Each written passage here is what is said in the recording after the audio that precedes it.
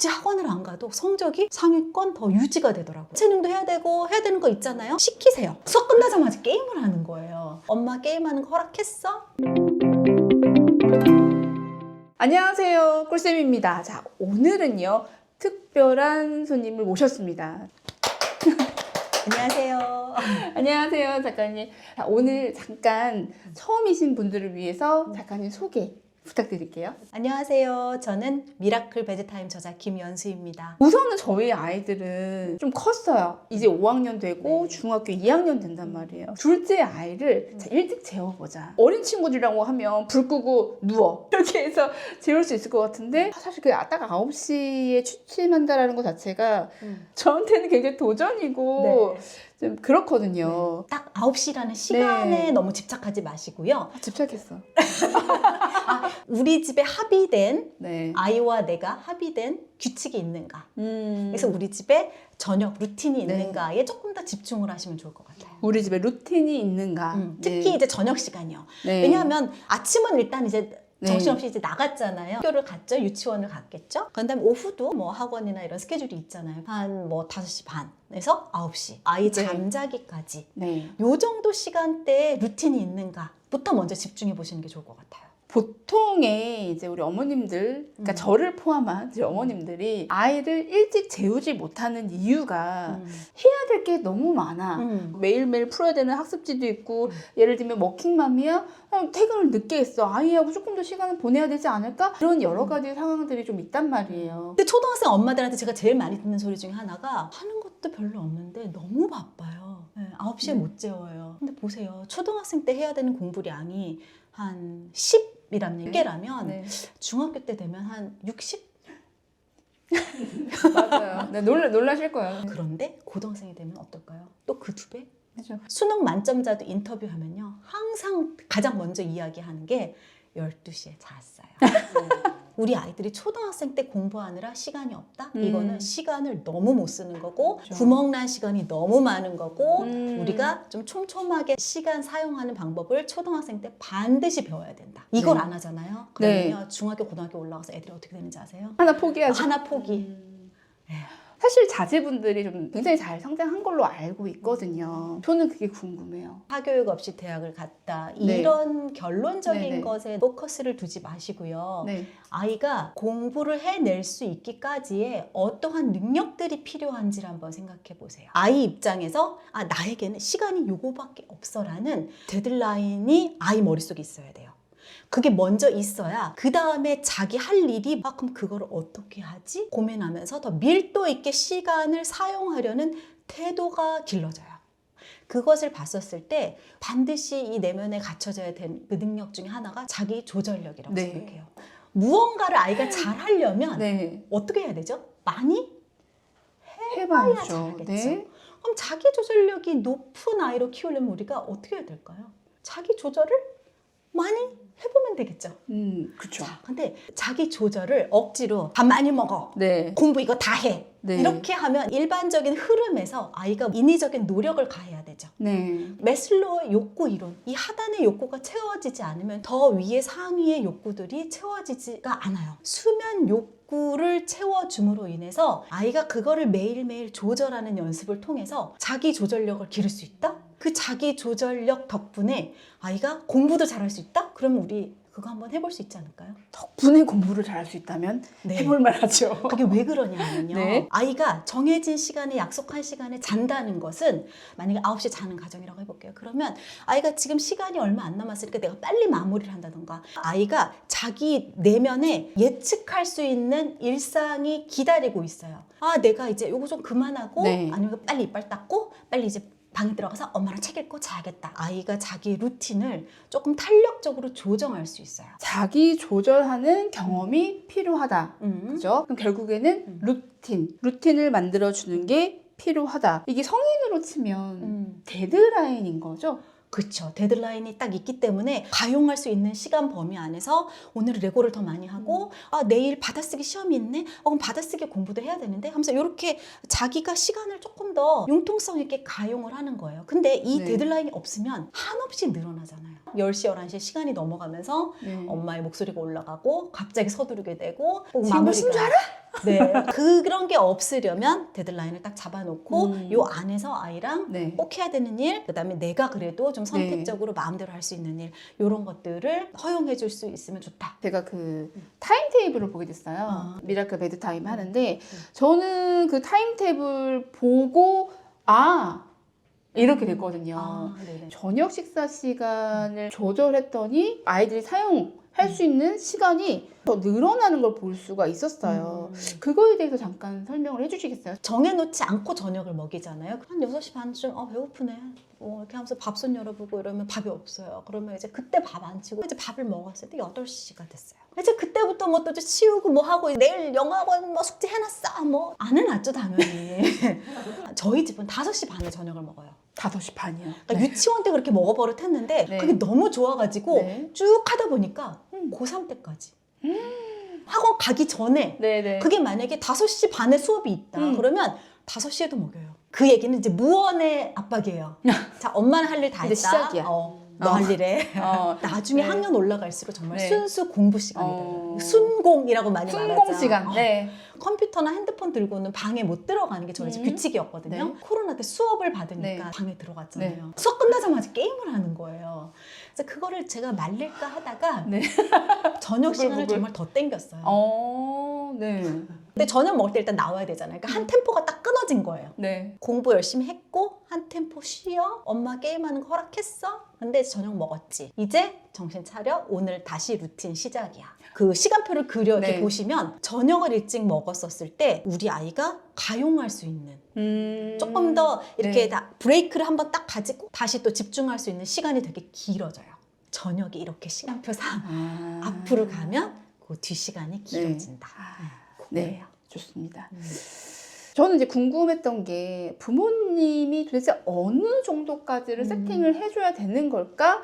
이제 이런 가용 시간이 생기면 어떻게 하시냐면 수학 문제집 2장, 뭐 그 다음에는 뭐 영어 배우기 이런 식으로 막 세팅을 해줬었단 말이에요. 아직 뭐 유아라던가 초등학교 저학년이라면 아직 그 무언가를 해본 적이 없어서 뭘 해야 될지 모르는 아이에게는 엄마가 오늘 영어부터 할래, 수학부터 할래 2개나 3가지의 선택권을 주고 가지고 오라고 말씀을 해주시고 그 중에서는 자기가 선택을 해볼 수 있는 기회를 주시는 거 좋아요. 결국 자기 주도적인 아이는 네. 자기가 무언가를 선택하고 결정을 내리고 그거에 대해서 책임까지 질 수 있는 아이예요. 그건 일단 자기가 많이 선택을 해봐야 점점 학년이 올라갈수록 더 많은 결정과 선택을 내릴 줄 아는 아이가 되잖아요. 그러니까 우리가 그 틀을, 네. 큰 틀을 만들어주는데 그게 네. 바로 어떻게 보면 미라클 베드타임의 시간 틀인 거예요. 1단계는 뭐 할 거냐 이렇게 물어봐 주시고요. 그러면 네. 이제 나 엄마 오늘 2장 할 거야. 2장 해. 그냥 엄마는 이렇게 추임새만 넣어주시고 뭐 이렇게 너무 칭찬해 주시고 뭔가 나에게 주어진 시간을 내 마음대로 활용했잖아요. 네. 그래서 내가 설계한 거예요.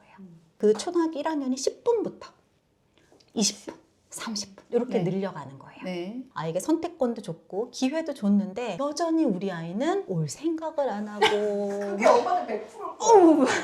그랬었을 때는요 우리 아이를 보셔야 돼요. 사실 공부는 놀이여야 하고 놀이는 공부여야 해요. 무언가 여러분이 너무 주입식으로 하셨다거나 너무 아이의 그 인지 능력을 벗어난 요구를 많이 하셨을 가능성이 있다. 우리 아이가 영어를 너무 싫어한다. 그러면 이 영어를 싫어하는 게 아니라 얘는 문법을 싫어하는 거고 라이팅을 싫어하는 것일 수 있어요. 그럼 얘는 리스닝 위주로 한다던가 스피킹 위주로 한다던가 뭔가 좋아하게 만드는 게 먼저예요. 뭐 내 속이 네. 터져 이러고 있을 게 아니라는 거죠. 맞아요. 우리는 원래 그래. 이런 거 안 맞아. 이런 게 아니라 수학도 아까 얘기하셨던 네. 것처럼 원인이 있거든요. 근데 그 관찰하는 기간이 내가 생각했던 것보다 길 수 있다라는 거. 그죠? 예. 그리고 나의 노력이 좀 필요하다라는 거. 근데 그게요 네. 제일 쉬워요. 왠지 아세요? 네. 남을 바꾸는 게 쉬워요? 내가 바꾸는 게 쉬워요? 안 그래도 제가 네. 구체적인 방법은 모르지만 저희 아이들한테 적용을 했을 때 데드라인이라는 거는 설정을 해줬거든요. 네. 무언가 해야 되는 뭐 학습이라든지 약속했던 그것들에 대해서는 9시까지 네. 라고 했거든요. 네. 또 그랬더니 이제 한 7시 반부터 아이들이 급해지기 시작하는 거야. 네. 좋아요. 그러고 나니까 예전보다는 좀 아이들이 오히려 편안해하는 느낌? 네. 본인이 좀 편안해 하더라고요. 제가 뭐라고 시킨 게 아닌데 아 오늘은 뭐 아침에 일어나서 해야 되겠네? 라고 해서 다음날 일찍 일어나서 하고 가더라고요. 바로 되죠. 아, 우연인가? 흘려버리는 시간이 매일매일 줄어드는 거죠. 맞아요. 그것만 있어도. 흘러가는 시간이 줄어든다라는 건 굉장히 좋은데요. 좀 뭐랄까 여유가 있는 어머님들이 하는 건 아닐까? 사실 그런 생각을 했었거든요. 굉장히 바쁜 워킹맘이셨고 네. 어떻게 미라클 베드 타임을 하게 되셨는지. 여유가 있는 엄마라면 이걸 하지 않았을 거예요. 살기 위해서 했던 것 같아요. 애가 셋이고 네. 출근을 해야 됐었어요. 맞벌이였어요. 근데 제가 이모님을 좀 모시려고 했더니 제 월급만큼 돈을 들여야 되더라고요. 그렇게 하는 것보다 우선은 애들을 일찍 재우자. 일찍 재워서 아침 시간을 확보하자. 막내가 7개월부터 제가 출근을 다시 했거든요. 7개월 때부터 영유아 어린이집을 갔어요. 5 식구가 다 나와야 되는 거예요. 그거 어떻게 방법이 없어요. 무조건 9인 거예요. 뭐 엄마의 마인드셋 이런 거 없어요. 저희가 그 당시에 약속을 했었던 게요. 다음날 아침에 들고 나갈 가방을 모두 다 딱 준비해서 현관 앞에 놓자. 요거랑 9시에 자자. 요거 2가지만 지키자. 이렇게 했어요. 정말 저는 애 셋 먹이고 입히고 스타킹을 정말 들고 나가지 신고 나간 적이 없어요. 바빠서. 저도 오늘 양말 못 신고 나왔어요. 겨울에. 첫째가 14살 때였거든요. 9시 취침의 기적이라는 책을 썼을 때는 그냥 9시에만 재워보세요. 아이가 잠들었을 때 엄마도 2시간, 3시간 정도 엄마의 시간이 있으면 그 시간을 가용해서 엄마도 꿈꿀 수 있어요. 이게 핵심 메시지였어요. 근데 그게 몇 년 지나니까 학습 습관에 너무 도움이 되는 거예요. 시간의 개념이 생기니까 아이들이 전 과목 내신과 수행평가를 다 너무 잘 챙기는 거예요.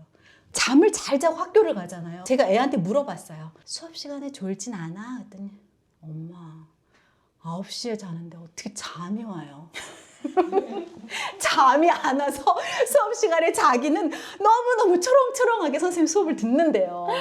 네. 바로 그거야. 너무 잘했어. 뭐 인스타나 이런 데서 봤을 때는 학원을 쉽게 보내지 않으시더라고요. 그게 왜 그랬냐면요. 네. 요즘 아이들은 너무 고마운 게 없어요. 그러니까 이게 당연한 거예요. 학원 갔다 와주는 거지. 학원도 애가 가고 싶다 그럴 때 바로 보내주시죠. 엄마가 하면서 그죠. 바로 알아보시고 저는 이 의도적으로 그랬었던 거라기보다는 바빠서 항상 한 템포 늦었어요. 뭐라고? 아, 맞다. 네가 그거 했었지. 약간 이런 식으로 늦었었어요. 근데 그게 오히려 아이들이 더 막 앞장서서 엄마 나 그거 배우고 싶다고. 내 친구는 뭐 하는데 나도 하고 싶다. 이렇게 되는 거예요. 이거 좋은데? 계속 이렇게 가야겠다 싶더라고요. 네, 네. 그래서 그러니까 한 템포 늦춰서 뭔가를 시켜줬어요. 수학학원도 보내주면 엄마 오늘 수학 너무 재밌었어요. 기타 같은 것도 뭐 하고 싶다 그러면 바로 안 보내줘요. 유튜브부터 봐.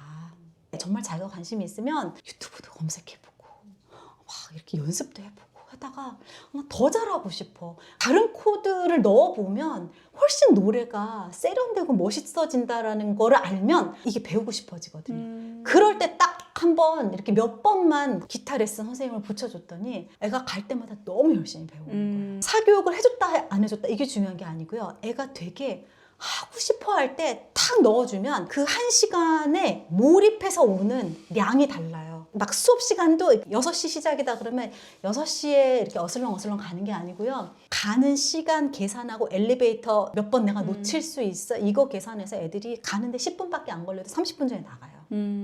가서 미리 딱 도착해 있고요. 수업 딱 준비하고요. 이 상태에서 수업을 받는 아이랑 아는 아이랑은 천지 차이라는 거죠.